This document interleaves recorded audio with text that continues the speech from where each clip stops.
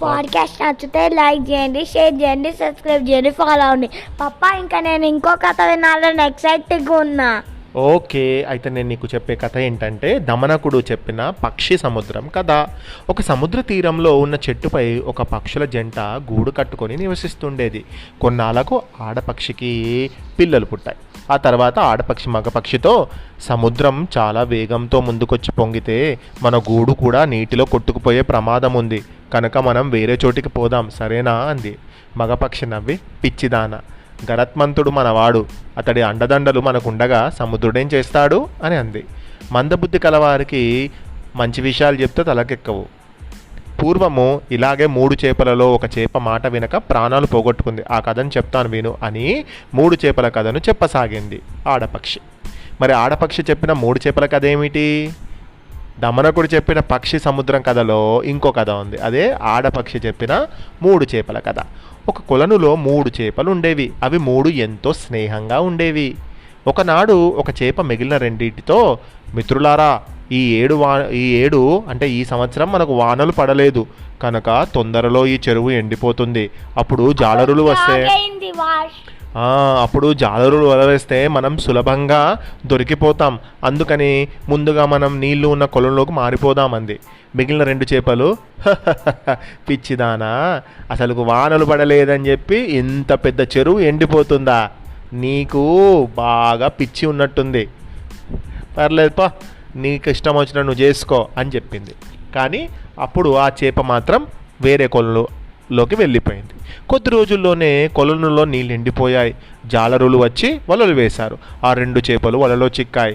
అందులో మొదటిది, అయ్యో, నేను కూడా ఆనాడే నా మిత్రుడు చెప్పిన మాట విని అతడితో పాటు ఈ కొలను వదిలి వెళ్ళిపోయి ఉంటే నాకు ఈ కష్టం వచ్చేది కాదుగా అని అనుకుంది. రెండవ చేప మాత్రం కర్మను ఎవరు తప్పించగలరని ఏడ్చింది. జాలరులు వలను బయటికి లాగి చచ్చిన చేపలను నీళ్ళలోకి విసిరేస్తూ బ్రతికిన చేపల్ని బుట్టలో వేసుకోవడం గమనించిన మొదటి చేప చచ్చినట్టు నటించింది. దాన్ని చచ్చిందనుకుని జాలరులు, చనిపోయిన చేప మనకెందుకురా అని కింద పడేశారు. నెమ్మదిగా తప్పించుకొని ప్రాణాలు కాపాడుకుంది. ఏ ఉపాయం లేనిటువంటి రెండవ చేప పాపం జాలరుల చేతికి చిక్కింది. ఆడపక్షి 3 చేపల కథ చెప్పి ఆపద వచ్చేంత వరకు భరోసాగా కూర్చుంటే ఆపద వచ్చాక ఏం చేయాలో తోచక ఆ 3వ చేపలాగా మనం ప్రాణాలు పోగొట్టుకోవాల్సిందే అంది. మగపక్షి దాని మాటలు పట్టించుకోలేదు. నువ్వేంటి నాకు చెప్పేది, నాకు తెలియదా ఎప్పుడేం చేయాలో అని దాన్ని గదిరిచిపెట్టింది. కొద్ది రోజులకు ఆడపక్షికి గుడ్లు పెట్టింది. మగపక్షి గర్వం అణచడానికై ఇదేనా సరైన సమయం అనుకున్నాడు సముద్రుడు. పొంగి వచ్చి చెట్టును ముంచి గుడ్లను తనలో కలిపేసుకున్నాడు. మగపక్షి గర్వం అణిగి గరత్మంతుడిని బ్రతిమాలి అతడితో సముద్రుడి దగ్గరకు పోయి క్షమాపణలు కోరుకొని తన గుడ్లు తను తెచ్చుకుంది.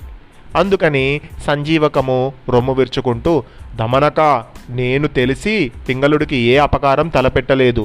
అతడు నాపై కక్ష పెంచుకున్నాడు. ఇక అతడితో నాకు మిత్రుత్వం లేదు, శత్రుత్వమే. అతడితో నేను యుద్ధానికి సిద్ధం. వెళ్ళి ఈ సంగతి తెలియజేయి అన్నాడు. దమనకుడు తన ఐడియా సక్సెస్ అయిపోయిందనుకొని దమనకుడు సంజీవకు దగ్గర సెలవు తీసుకొని పింగళుడి దగ్గరకు బయలుదేరింది.